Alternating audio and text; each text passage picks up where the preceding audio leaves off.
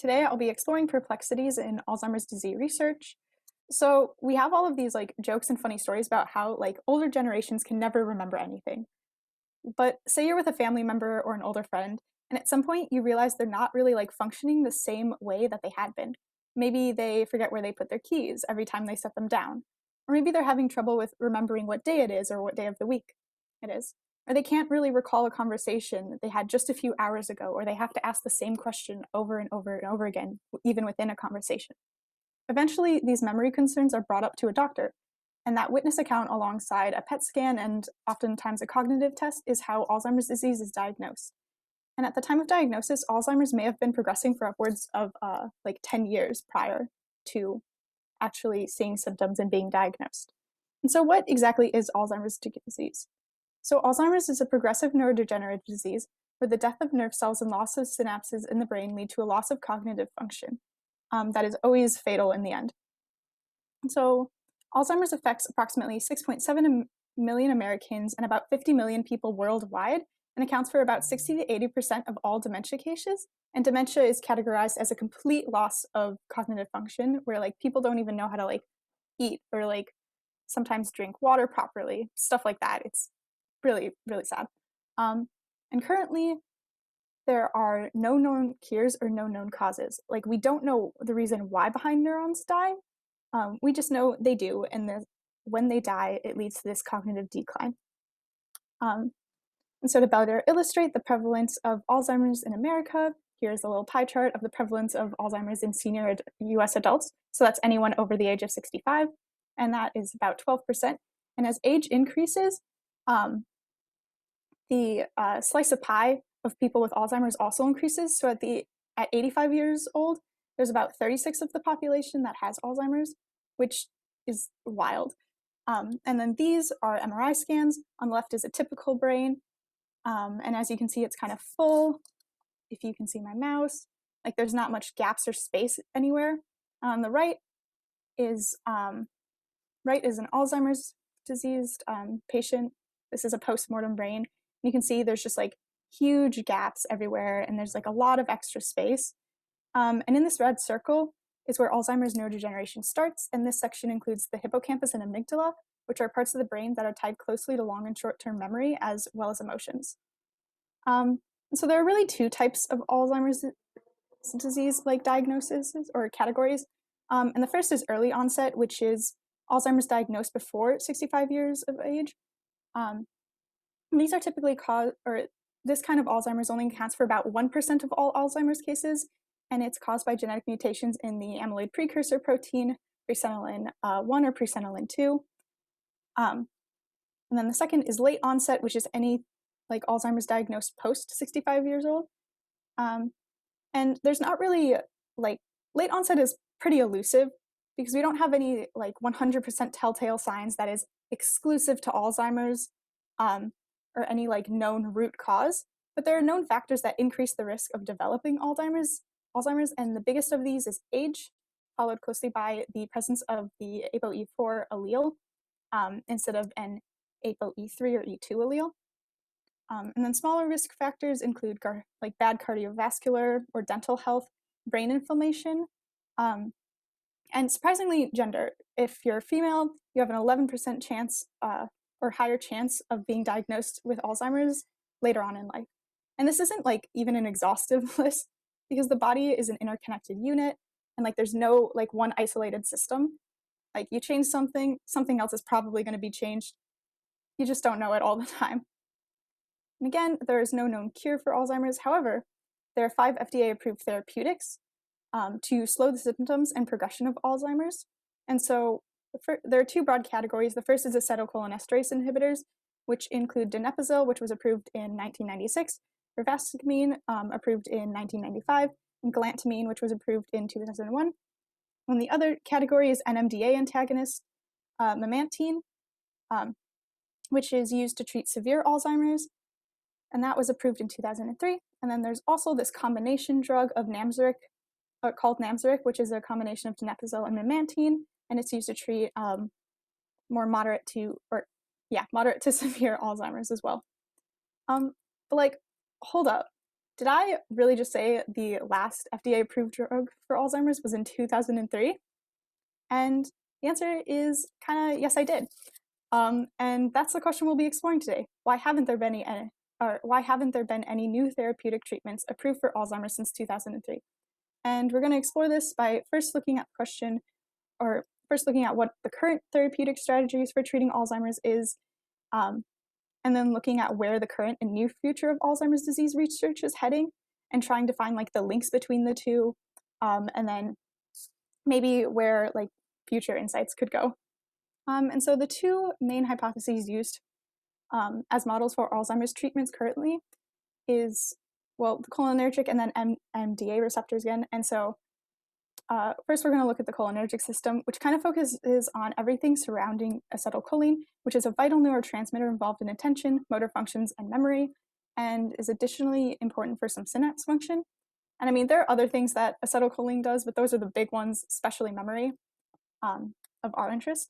And so an imbalance of acetylcholine is often associated with Parkinson's, myasthenia gravis, and Alzheimer's disease as well. And particularly in an Alzheimer's brain, there's evidence of depletion of cholinergic production, and less acetylcholine production or too much acetylcholine breakdown is often associated with cognitive decline and neurodegeneration. And this is kind of the cholinergic system pathway, and we'll start on top of the image where choline and acetate are turned into acetylcholine by acetylcoenzyme A and choline acetyltransferase. And then this newly made acetylcholine will then bind to an M1 protein, which helps facilitate synapses between neurons. And then excess acetylcholine, the stuff that doesn't bind to M1, is then broken down by acetylcholinesterase back into choline and acetate. And choline isn't really mass produced in the body. We just kind of get it from this like recycling of the system, and also someone's diet can introduce a lot of choline into the system. And so when there's not enough acetylcholine in the system, then there's a loss of synapses because it doesn't bind to as much M1 protein. And therefore, it'll eventually lead to cognitive decline and neurodegeneration. And so donepezil comes in and it binds to the acetylcholinesterase inhibitor and prevents the breakdown of acetylcholine. And so in a depleted cholinergic system, the increase of available acetylcholine means there's more binding to the M1 protein, and therefore an increase in synapse between neurons, which then halts the progression of Alzheimer's symptoms progression for just like a short bit of time. Donepezil looks like this, and so it's composed of these three sections. On the left, there's a benzyl group, so this aromatic green. In the middle, there's this piperidine group with a nitrogen that has all of its valence electrons taken up by bonds. And then on the right, there's this indinone group with O-methyls attached on the very right. And how does donepezil bind to acetylcholinesterase, you ask? Maybe.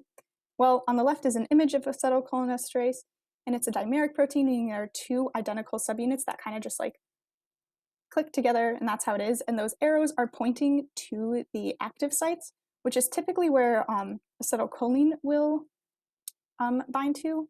But when donepezil is introduced, donepezil will bind to that active site, and it'll kind of block acetylcholine from going there and being broken down into choline and acetate.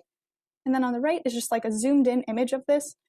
And so the oxygen methyl groups are up in like the upper corner of the image, which is a little hard to tell, but they bind through hydrogen bonds to tryptophan 286 here. And in the middle of the molecule, which is around here, which is where that piperidine with that nitrogen is. So that nitrogen will formed water-mediated hydrogen bonds with tyrosine 337 and 341. And then the benzyl group that was all the way on the left in the prior image just kind of takes up extra space to like be extra sure that acetylcholine can't bring in. And so that's kind of how it binds and inhibits acetylcholinesterase. And rivastigmine and galantamine work in similar ways where they bind to this active site and make it so acetylcholine can't be broken down. And what's cool about the similarities between them is they all have like this nitrogen that has all of its valence electrons taken up in bonds and then can be used for hydrogen bonding. And there's also these oxygen molecules on each of the drugs that can also then, oh my god, that can also then interact with the acetylcholinesterase and have hydrogen bonds and water-mediated hydrogen bonds to further block acetylcholine. Cool. Now, the second hypothesis used in current treatments for Alzheimer's includes the N-methyl D-aspartate, or NMDA receptors. And the theory is overexcitation of NMDA receptors promotes neurodegeneration, vaguely. So how does this NMDA receptor work? Well, first, agonist amino acids, glutamate and glycine, will bind to NMDA, and then this allows magnesium 2+ that was previously blocking an ion channel to leave. And with a now open gate, calcium 2+ and other positively charged ions, or cations, can freely move intra and extracellularly, so like in and out of the cell, to help with like neurotransmission. And so the overexcitation of this receptor, which would mean more calcium moving in and out of the cell, is what's believed to promote neurodegeneration from like excess stress. But the exact mechanism is still a little elusive. And particularly in Parkinson's disease, this increased calcium traffic is associated with seizures. There we go. And so memantine works as an antagonist to NMDA. And so it'll come in and it'll take the spot where magnesium 2+ was. And even when the agonists glycine and glutamate are attached still, memantine will like stay in place and block calcium transfer from actually going, which then helps prevent this overexcitation of the NMDA receptor, and thus prevents more neurodegeneration and therefore slowing the progression of Alzheimer's. Cool. So what have we learned so far? We've looked at the two most popular hypotheses used to treat Alzheimer's, and the first was the cholinergic, where depletion of acetylcholine leads to less synapse function and eventual neurodegeneration.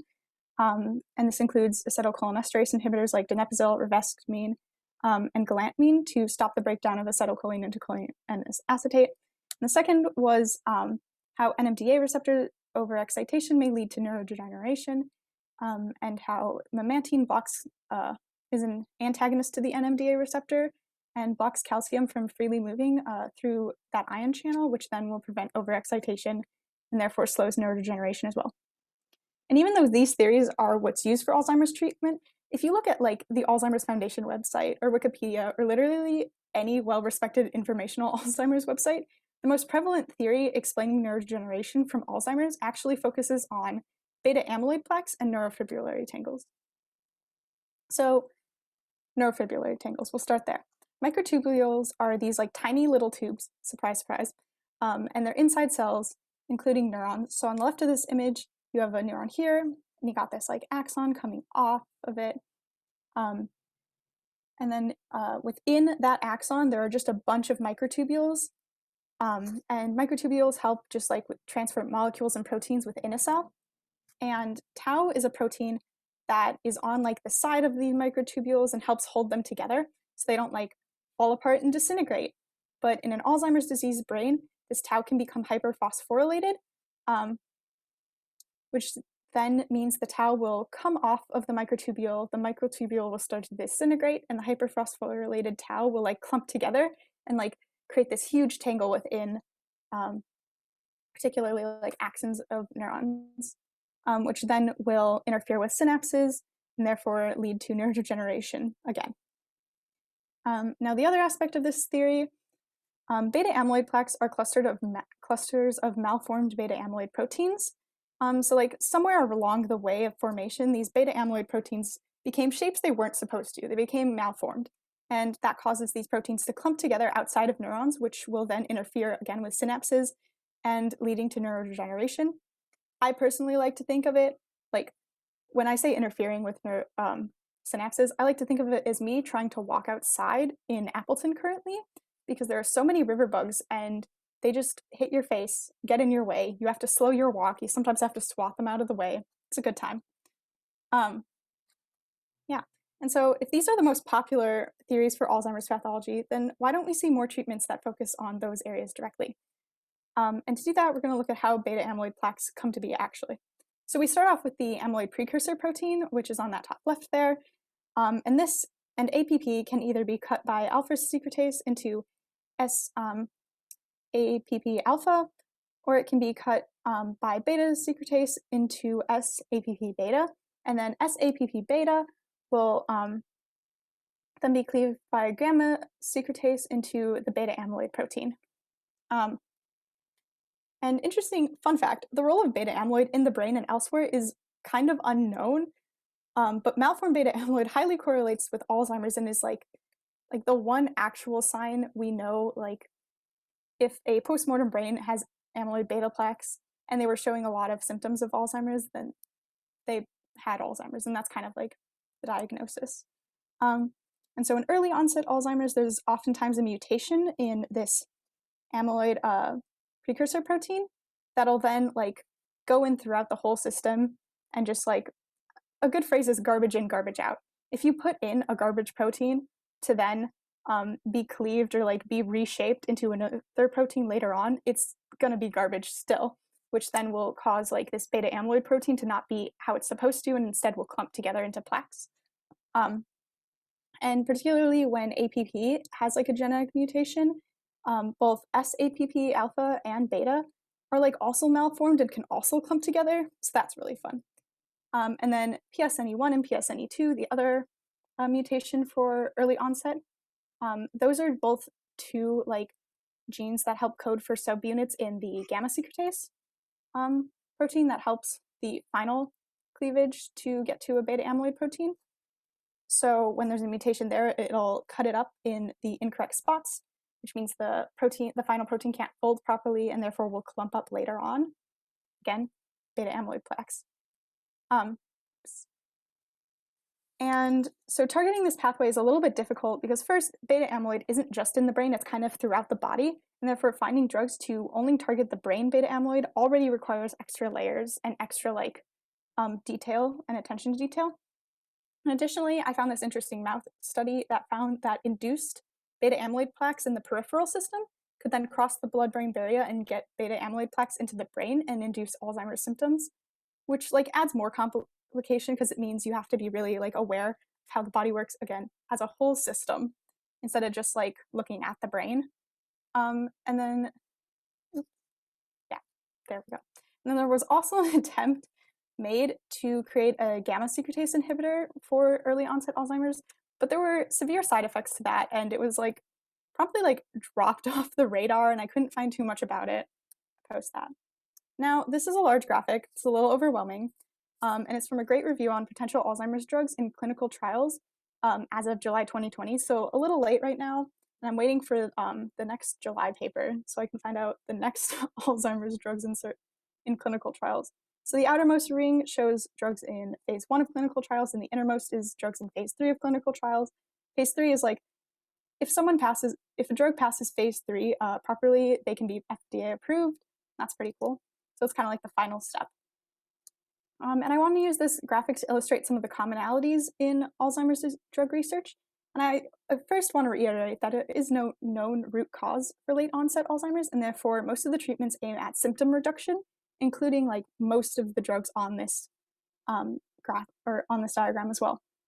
So first, we have a few pre-existing drugs. So a fair majority of these are already FDA approved drugs used for other ailments.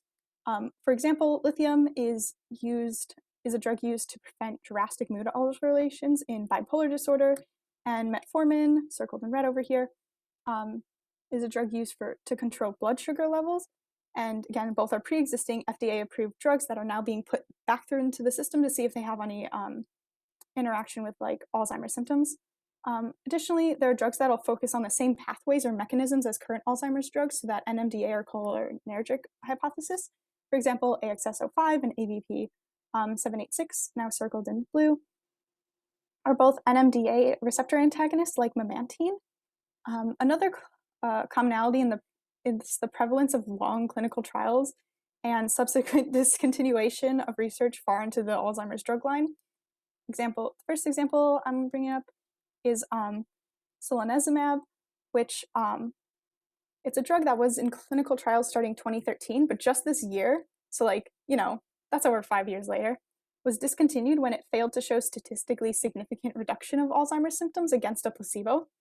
CAD-106, I couldn't find too much or like what exactly happened, but the project was dropped by its company after results were not promising enough in phase 3, but there were also no news on like restarting the project or if they had any other like prominent Alzheimer's research that they were going to like redirect like this funding or this research to. And then donanemab is the final drug I wanted to bring up, and it's kind of on like shaky ground, which is where also a lot of other Alzheimer's drugs are. It's moved on to phase 3 trials at this point, and those are expected to finish in 2023. However, while some completed phase 2 trials showed a statistically significant reduction in Alzheimer's symptoms, others didn't show this reduction of symptom presence, and it's kind of like a 50-50 thing. So it's leaving donanemab on a potentially shaky ground for FDA approval. And as we've gone through this, it may or may not be evident, but most of these current Alzheimer's drugs are heavily based on pre-existing research, whether that's pre-existing drugs or pre-existing symptom reduction targets. And that's not necessarily a problem. That's good. We use knowledge to then inform further knowledge. But when so much of the research is being done into symptomatic reduction, which is what most of these are dealing with, where does that leave research on understanding Alzheimer's pathology to eventually find an actual cure for Alzheimer's? And so what, in my opinion, would help increase efficiency in the Alzheimer's drug and research pipeline so that a cure is more likely to be found? And the first and maybe most important aspect I want to focus on is increasing efficiency in the Alzheimer's, or that would increase efficiency in the Alzheimer's pipeline, is increasing reliable early detection of Alzheimer's disease. The most obvious way to do this would just be to increase research into Alzheimer's pathology in order to study how the disease evolves to try and catch it earlier and earlier every single time to maybe find a root cause. Although it's been years and it's still hard, but it doesn't mean we should give up at all. And then the next thing we could do though is to just increase the availability of current diagnosing techniques. Specifically, if we could increase accessibility of amyloid or tau PET scans, which will say be able to tell if there are elevated levels of amyloid or tau in a person's brain, therefore indicating potentially Alzheimer's, and also volumetric MRI, which can then tell how much has the brain degenerated, if it has at all. Also, as of the end of last year, the company Eli Lilly has been researching and looking on to how to produce rapid blood tests that can stand for increased tau concentrations. And their early trials have so far indicated an 89 to 98% accuracy in predicting whether someone has Alzheimer's or not from tau levels, which is really interesting. This technology still is a few years away from being super mainstream, but this kind of idea of rapid blood testing to test for some Alzheimer's related hallmark could be a major step in catching Alzheimer's quicker, especially if it's streamlined and made cheaper and more accessible. Another area to look into is through genetic testing. So there's already a correlation for early onset of Alzheimer's with mutations in the APP and PSENE1 and PSENE2. But are there other genes that could be indicative of higher risk of Alzheimer's or late onset of Alzheimer's? Some genes have already been proposed, but they're all just a lot of words that I didn't want to put into this presentation. And they're not super well researched. There's just a lot of hey, maybe this has something to do with it. But it's worth looking into, especially with how much more accessible genetic testing is becoming. Might be a worthwhile path. And then also, I personally believe that increased public education on Alzheimer's could also lead to earlier detection. Those jokes of, oh, you can't remember blank? Man, you must be getting old. Throw those phrases out. Drastic memory decline with age does not have to be the norm, and the sooner we recognize it as atypical and we can show that to other people, the faster family members and close friends can pick up on those hard to spot warning signs earlier, as opposed to later when Alzheimer's has already progressed for those 10, 15 years. And then the next interesting thing I wanted to bring up is how virtual screening of drugs could help streamline preclinical drug design. And what exactly do I mean by virtual screening? Well, let's say there's a computer program that has all the data for acetylcholinesterase input into it. After training the program's AI, the computer can look into creating drugs that fit into the active site of acetylcholinesterase, maybe even better than donepezil. And instead of creating a bunch of similar looking molecules in a lab, by spending weeks in there and just making it together and throwing things into flasks, which is a lot of how current drug design is happening, which is also very time and money intensive. one could use like a quick computer program to narrow down possible drug design ideas, as opposed to like, weeks in the lab. And that's not to say this like is perfect, even though it might be much quicker and efficient. The problem again goes back to garbage in, garbage out. If an AI is poorly taught, then the AI will only produce like bad drug designs that won't work. And there are other potential issues in regards to what aspects an AI might look for. For example, let's say the AI comes with a theoretically impressive NMDA receptor antagonist, but the program doesn't run any calculations to see if it has any like negative drug-drug interactions with like, I don't know, like literally like Aleve, to see if it causes severe symptoms when it comes into contact with it. And in that scenario, this drug may get made, go through maybe a few preclinical studies, and then it'll get dropped somewhere down the line within in the clinical trial pipeline because it had this negative drug-drug effect. However, like if these pitfalls are kept in mind and accounted for, and especially with like an increase in like technology and understanding how AI works, virtual screening of preclinical drugs may become a vital step for Alzheimer's disease in the Alzheimer's disease treatment pipeline. I think it's already like getting there. It just needs a little bit more time. Now I want to talk about Alzheimer's disease pathologies that I believe could benefit from like more research, in addition to the already popular cholinergic and NMDA receptor hypotheses. And how I think like looking into these hypotheses in particular may reveal more information on Alzheimer's pathology itself, as well as provide more therapeutic targets to treat Alzheimer's symptoms in the meantime of us trying to figure out the actual root cause. And the first one is viral involvement. So the herpes simplex virus is present in about like 90% of adults, which like no one knows, and I think it's kind of funny. And it's what causes canker sores and like as such throughout like on your mouth. And normally this virus is dormant, but there's a correlation between Alzheimer's patients and a reactivation of the virus like later on in life. Whether this reaction is caused by Alzheimer's or not is kind of like up for a debate.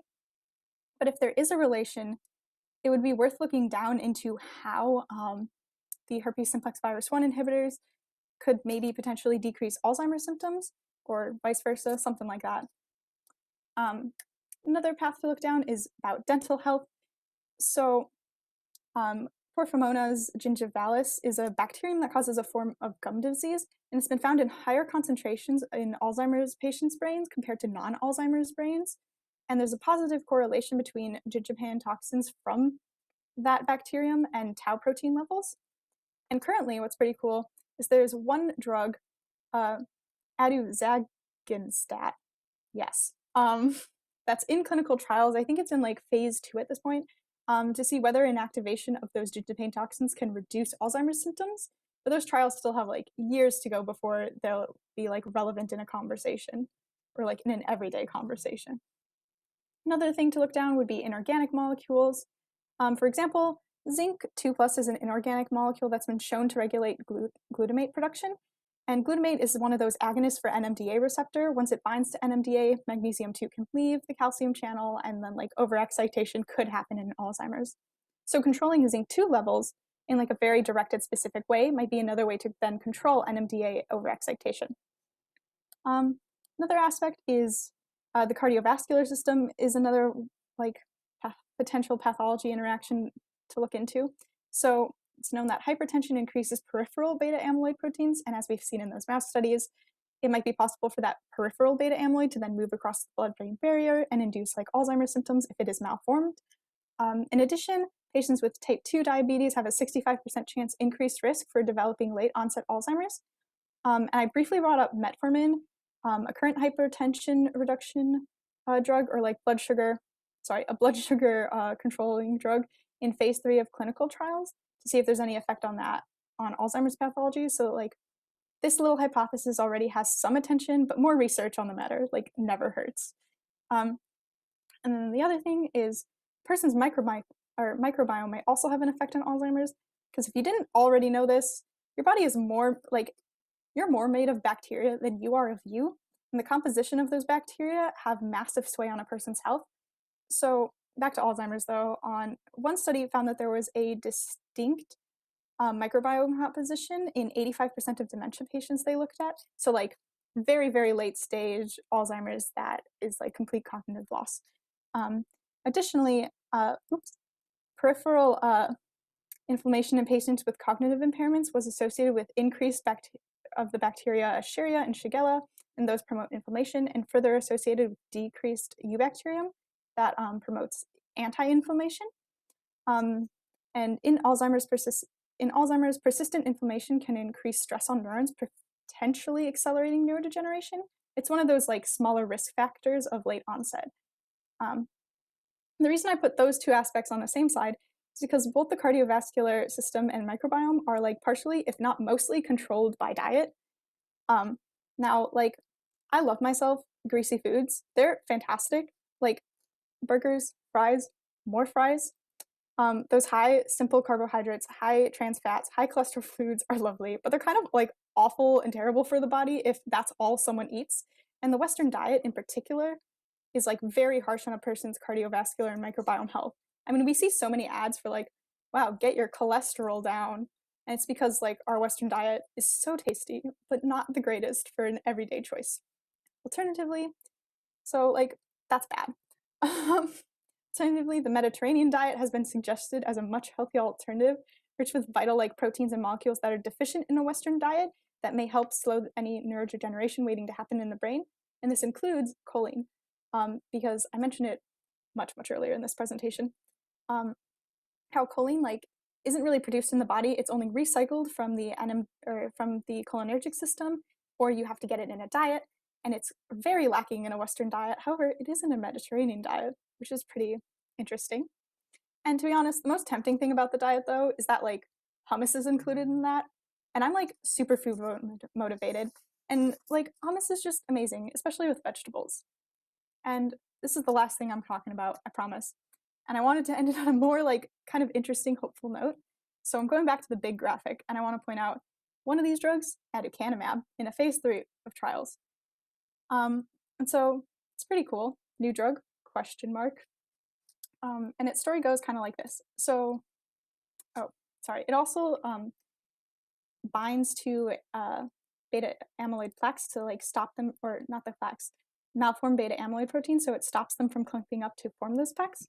And so in 2019, its phase 3 clinical trial was halted due to an independent group coming in and saying like, hey, we're not sure if this drug is actually going to produce a statistically significant reduction of Alzheimer's symptoms. But then after that, it got some FDA help in designing new trials to study the efficacy of aducanumab. And so far, it's promising, at least more promising than some of the other Alzheimer's drugs in the trials that we've seen. However, the concern is that a super high dose is needed for efficacy compared to the current drugs on the market. And then May 5th, an FDA advisory committee met to approve aducanumab after these trials, and there was 1 yes, 8 no's, and 2 uncertains. However, Biogen and Eisai, which are the companies that are producing aducanumab, received an extension on their trials to see if they can like expand them and like get them even better. And they have 1 more shot to convince the FDA to approve aducanumab as an Alzheimer's symptomatic treatment. And that final decision is going to be made June 7th. I mean, unless they get another extension. But who knows? Maybe it'll pass. But it's definitely something to keep an eye out, because this is like the closest it's been in like a few years. I mean, like, I'm going to be looking up the outcome at least. Yes. So I know we covered like an overwhelming amount of information, and it was a long presentation. Let's return to that original question, which was, why haven't there been new Alzheimer's drugs approved by the FDA since 2003? And like the current therapeutics in circulation are effective at slowing down the progression of Alzheimer's symptoms. Because of this, a lot of potential Alzheimer's drugs are then heavily influenced by those mechanisms and insights of those 5 currently FDA approved Alzheimer's therapeutics. That is, like, potential drugs are not FDA, and if though, sorry, stumbling over the words, last slide. That is, if those potential drugs are not already FDA approved drugs to treat other ailments, or discontinued for some other reason.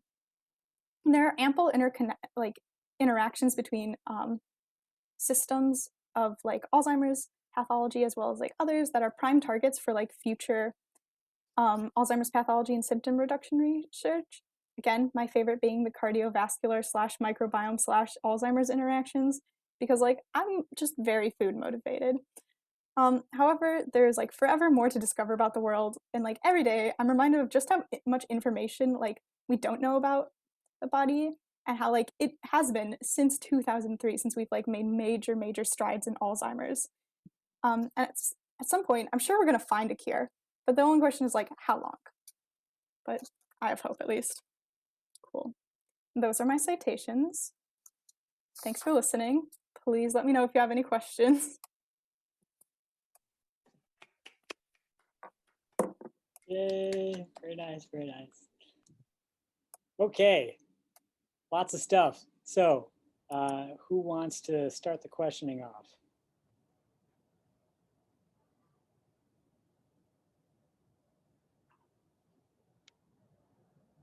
Vivian, go ahead. All right. Sweet. So you mentioned like the beta amyloid proteins. Like they were when they are made wrong, they kind of like clump up. Do you know what they normally do? Yeah, so like, Sorry, kind of random. no, you're good. What they normally do is not actually known super well, like how they affect the body. There's not like a clear thing, which I find kind of wild. We just know that like when it does plaque up and when it like interferes with the synapse, it like leads to that neurodegeneration, which is why it's been just like claimed as this hallmark. And I think also, so like the first person to like coin Alzheimer's, like the guy who like found it and diagnosed it, first found these like amyloid beta plaques in a post-mortem brain, and that was kind of how Alzheimer's got its like distinct little category as a disease. So I think that's also why. Was that person Alzheimer? Yeah. Yeah, okay. Alois Alzheimer. Yeah. And so that's kind of like why I think that theory in particular sticks super strong regardless. But yeah, so who knows what amyloid beta actually does. Cool. Yes, Micah. Yeah. Do you know if that high choline Mediterranean diet might help someone who has early onset Alzheimer's? I'm not entirely sure of that, just because early onset Alzheimer's seems to be like controlled by genetic mutations as opposed to like other risk factors. So I think the way to like counteract that like 1% of early onset Alzheimer's would be to look into what those genetic mutations are and how to affect those. Like if there's some like epigenetics that's involved with that, I don't know about it. So at least for the early onset, I don't think the Mediterranean diet is a super viable option, but it could help like reduce risk of other Alzheimer's symptoms. Okay, thank you. Okay, well, let's go Lindsay and then Vince. So you talked about the genetic mutations a little bit, but that like we don't know the exact cause of Alzheimer's. Is it that like the genetic mutations aren't like fully understood what they do, or do they like not account for all of the symptoms with Alzheimer's? I'd say the better way to put it is it doesn't seem like those genetic mutations account for all Alzheimer's disease diagnosis. So like if someone has like that APP genetic mutation, it does not like, or some people may not have the APP genetic mutation, but they still will later on be diagnosed with Alzheimer's. So it's like just because it doesn't encompass all of them, it's not like its own distinct thing. Especially with like late onset Alzheimer's, which doesn't really have that like those specific genetic mutations that correlate with Alzheimer's, or at least that are known currently. I was going to say, I think maybe you covered this in your talk, but would you say that we even know for sure that the beta amyloid plaque formation is causative and not just correlative with Alzheimer's? Honestly, I don't like personally think so, but it is like one of the few things that if there's amyloid beta plaques, you're like pretty likely to have Alzheimer's, vice versa. Like it's a very high correlation that like is pretty like it lasts pretty well on like most Alzheimer's, but I don't, it's like not like there hasn't been like mouse models that induced amyloid plaque and then all of them got Alzheimer's or something. Because I took a statistics class and now I know that causation is not correlation. Sorry, this is a little joke. Vince, want to jump in? Yeah, so you had this massive graphic with like all of the different drugs, and there was a group, I think they were like epigenetic drugs. Do you know what they do? If not, that's absolutely fine. Yeah, I'm gonna have to disappoint you here and say I don't know what all of those epigenetic drugs do, but I'm assuming they're focusing on the ApoE4 allele. So in late onset Alzheimer's, you can get like a few ApoE variations. There's like 2, 3, or 4 are like the most common, and with the presence of ApoE4, there's like I think it's like a 30 to 50, I don't remember the exact percentage, but there's like a 30 to 50 like percent increased risk of getting Alzheimer's versus if you have ApoE2, there's like a 10% risk or something. So I think those are probably going to be focusing on that or early onset Alzheimer's to see if it can do something to interact with like the APP or like PSNE1 or 2 genes. Great. So I'll wrap this up with a statement and a question. For those of you that are interested in learning more about this, my favorite medicinal chemistry blog is called In the Pipeline. It's by somebody named Derek Lowe, who's a practicing medicinal chemist and goes into some of both the science and the political intrigue behind stuff like aducanumab and the battle that's gone back and forth. So really great resource there.